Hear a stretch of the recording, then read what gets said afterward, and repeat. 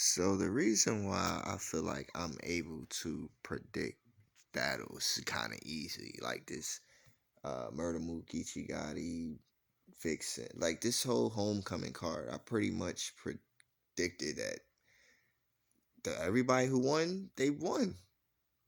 Except Swamp and Arsenal, that's like, But my prediction rate is pretty high for like correct outcomes because I predict fair. I predict by the totality of battle rap, what battle rap is about, what people have liked for years, what the culture was built on. So I put all of that and I see who produces that. And I'm honest about who produces that. I'm not a fan of just battle rappers. I'm a fan of the culture, the sport, and everything else. So with with Geechee, I don't with Geechee and Mook, I don't see people going on a rant like how they did when they felt like he won against Lux, right? Before it got to YouTube, everybody could say, "Oh, he won in the building," all of that, and that's what they went off of. They even tried to say, "Oh, on cam it's the same thing." It got to YouTube and they said it wasn't.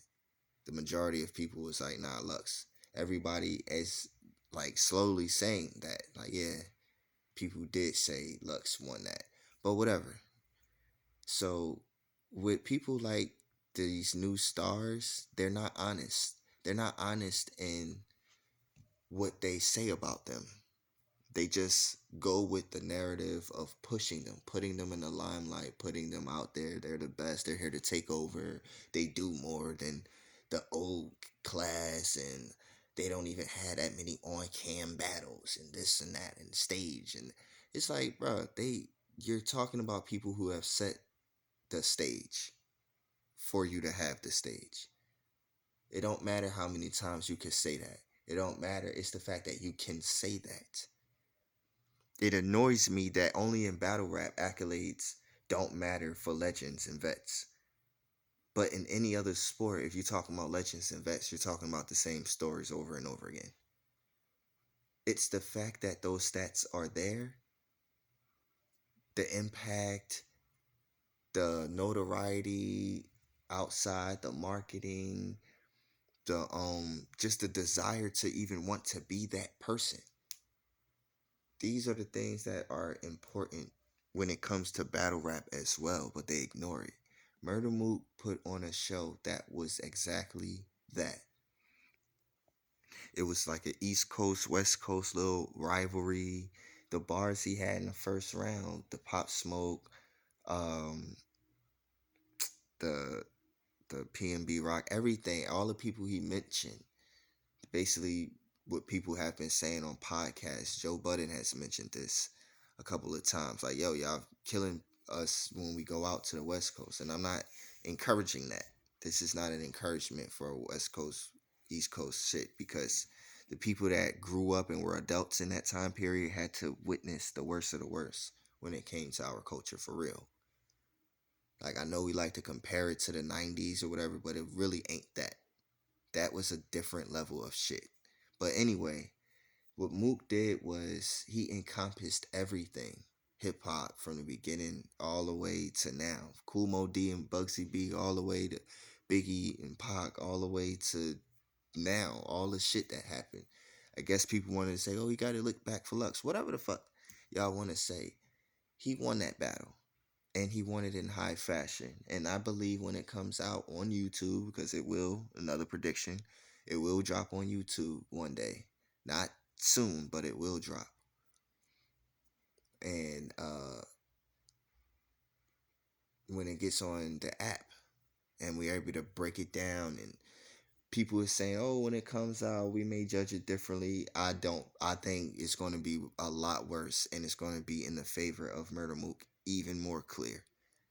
What he did in those rounds,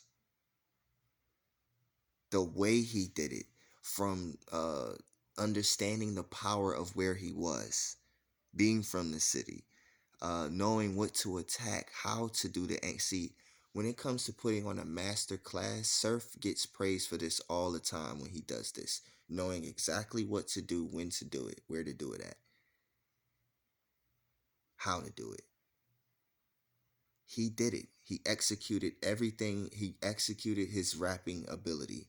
He executed his what he can do as a battler when writing, his writing ability, his lyrical ability, his like with angles, which is his whole battle rap writing style anyway. His writing style versus his writing style, whose was better? Clearly it was Mook's performance.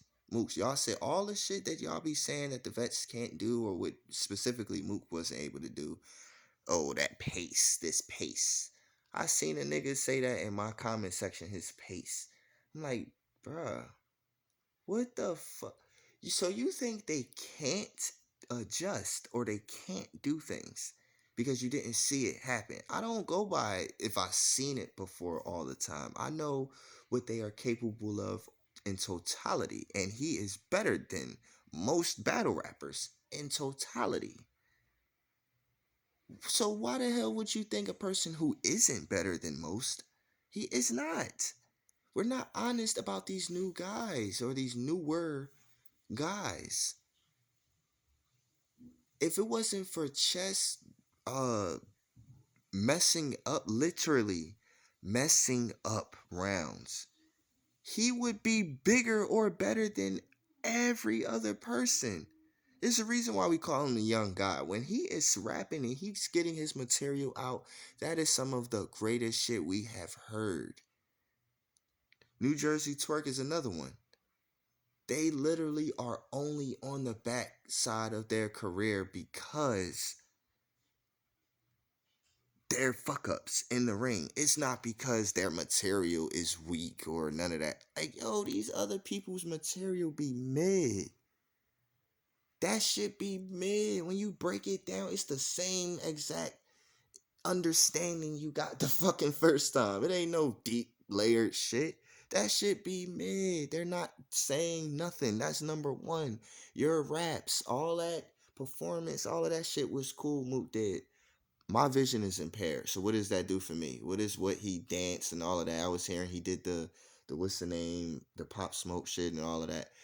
What the hell does that do for a person that's visually impaired? Nothing. I'm listening to what he is saying, and it is better than what the other guy is saying. That's what I go off of. Before I lost my vision, yes, a lot of that played a part in what I was seeing. Because that's visual aesthetics. It's supposed to play a part. But once you go walk to the bathroom and you got your TV up loud, or you got it on your Bluetooth, your speaker or something, or you got your earphones in, you close your eyes or something, you should be able to hear the bars and get the same exact reaction. You should not only get reaction because, oh, they did a thing. What are they saying out their fucking mouth? These people aren't saying shit. None of them be going on 1,000 ranks. He don't rap that good. And he be thinking he could beat all the people that he talks shit about. He get in the ring with them and look average every fucking time. Oh, he did good. Yeah, you got reaction. Great for you. A boo is a reaction. Who gives a fuck about reaction? You can't rap good. They only react to good things. Now imagine the other guy getting reaction and he's getting more. Is it because now he's gassed? He's at home. He's dressed like a Power Ranger. What is the fucking excuse now? No, it's because he's probably better than you. What if, like, yo, Geechi was getting reactions off of bars that damn near had nothing to do with Murda Mook at all? He was talking once again gangster rap bars. Oh, I went through this as a kid. My mom seen this. Gut feeling, crazy. Good. That wasn't about Murda Mook though. Murda Mook battles his opponent the entire round. Every round he did it was tailored. Like the shit we would give B Dot credit for, another newer class person. We would give B Dot their B Dot, he'd be tailoring his rounds. Murda Mook do it. He did it. It was better. He's better than him. hate y'all niggas, bro. I really hate you niggas, man.